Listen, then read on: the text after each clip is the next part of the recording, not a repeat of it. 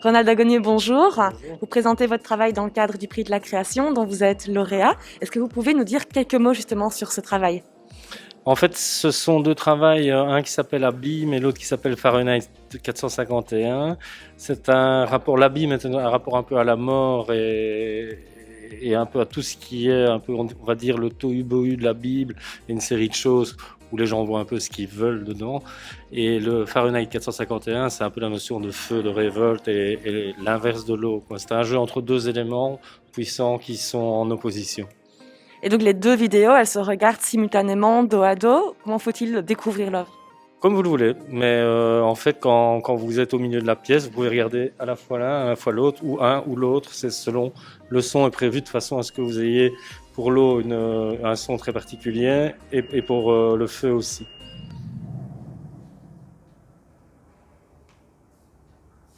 Angèle Biaton, bonjour. Est-ce que vous pouvez nous présenter votre institution? Alors, il s'agit de l'Inventaire. Donc, c'est une galerie qui se situe dans le quartier nord de Liège, rue Saint-Léonard, au numéro 104. Alors pour En Piste, vous présentez plusieurs artistes. Quels artistes présentez-vous?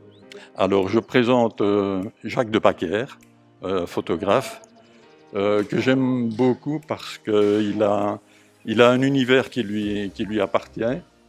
Il y a un peu de Jacques Tati, il y a un peu... c'est drôle, c'est poétique, et tout ça baigne dans une très belle lumière. Est-ce que vous pouvez nous montrer peut-être votre œuvre coup de cœur que vous présentez sur le site d'En Piste? Voilà, et donc là, c'est les éphémérides. On va s'approcher peut-être? Oui, peut-être. Donc, c'est particulièrement des collages ici, en partant d'anciennes encyclopédies d'astronomie. Ce sont des très anciennes encyclopédies avec des textes de l'époque et une vision que les personnes avaient à l'époque. Et du coup, ça devient drôle et ça devient poétique. Voilà. Merci beaucoup. Avec plaisir.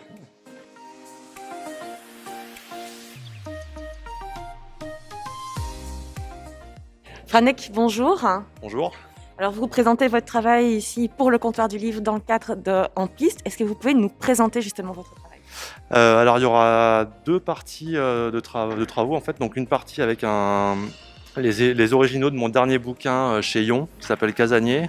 Donc il y a une quinzaine de dessins originaux. C'est du format A3 à l'encre, noir et blanc.